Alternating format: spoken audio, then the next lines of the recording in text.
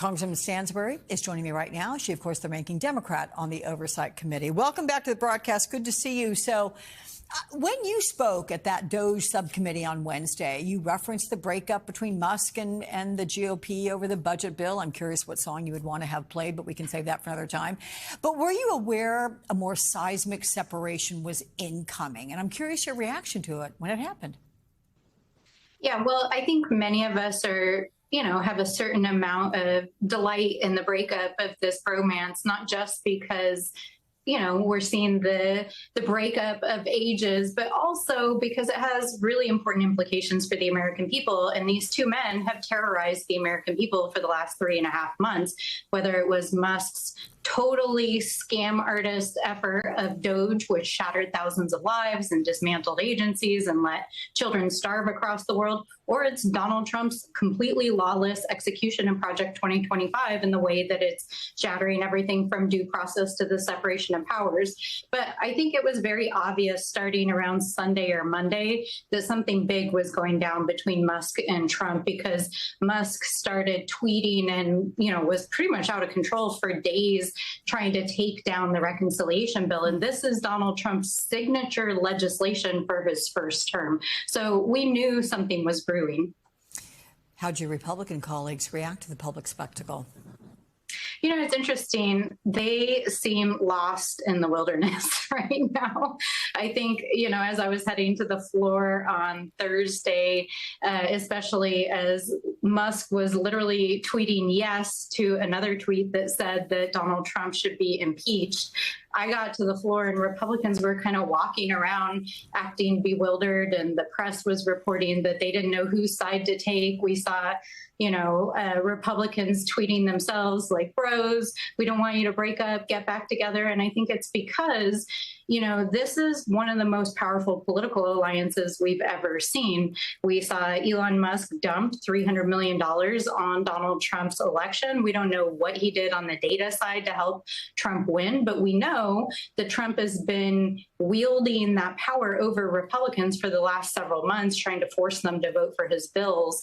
And now they don't know whose side to take. There's a new report which says DOJ fired too many people, and the Trump administration officials are racing to fix the mistake. And one day after you said Musk had not testified before Congress, your GOP colleagues again blocked Democrats' attempt to subpoena Musk by delaying a vote because more Democrats were present at the time. Let's watch this. For those of you watching at home, the Republicans are not in the room, so they're trying to find their members so that they can... You are not recognized, Ms. Stansbury. Thank you. You can be quiet now. Neither are any of your members because they're not in the room. Is the only reason we can't take a vote is because y'all were about to lose it? How much taxpayer money are Republicans wasting while delaying this vote to subpoena? That's not a legitimate point of inquiry. It's very legitimate to the American people. Thank you. It's not. Very legitimate to the American people. So, given the rift, do you see a scenario where Musk might voluntarily come in to talk to Democrats? I mean, about the DOJ cuts, perhaps, and maybe do it on the sidelines? I don't know. These are highly unpredictable men, both Trump and Musk. And I mean, let us not forget that just a week and a half ago, the New York Times broke a story that Musk was potentially using a lot of drugs while on the campaign trail and potentially while he was a special government employee. And if you look at his behavior, even while he was tweeting the last few days, it's very erratic. So I don't know. I don't think we can pin anything on either of these guys at this moment in terms of reliability. But I do know that Musk broke the law, shattered lives, dismantled agencies, stole our data, and broke the law. And we're going to hold him accountable. Now, the beautiful thing about living in a democracy is that you get to vote for and support whatever candidates you like. So if Musk decides he wants to embrace the Democrats, that's on him. But at the end of the day, we're still going to hold him accountable for what he did. So the Washington Post is pointing out that Musk's business empire is built on $38 billion in taxpayer funds, and he has benefited greatly from Democrat-led administrations. And one Musk advisor told NBC News money once earmarked for Trump's use is gone, adding Musk will support Democrats if needed. So do you expect Musk to be more congenial, at least to Democrats, going forward? I mean, I think what is obvious is that we have an individual who's the wealthiest man on earth, and he is trying to wield his wealth to get more wealth and to have power. And so, do I think that he will try to use his wealth to continue to have power and make more money? Yes. And if that means he supports one candidate versus another or one party versus another, I mean, this is exactly the kind of corruption that the American people are sick of.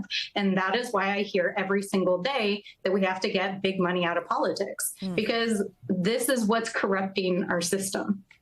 Look, the CBO says that about 11 million people are going to lose health care coverage if Trump's billionaire tax cut bill passes in its current form, with an additional 4 million people losing health insurance when Obamacare subsidies are not extended. The CBO also says the bill would add $2.4 trillion to the deficit over 10 years. Where does this bill stand now after all of Musk's signaling, if you want to call it that?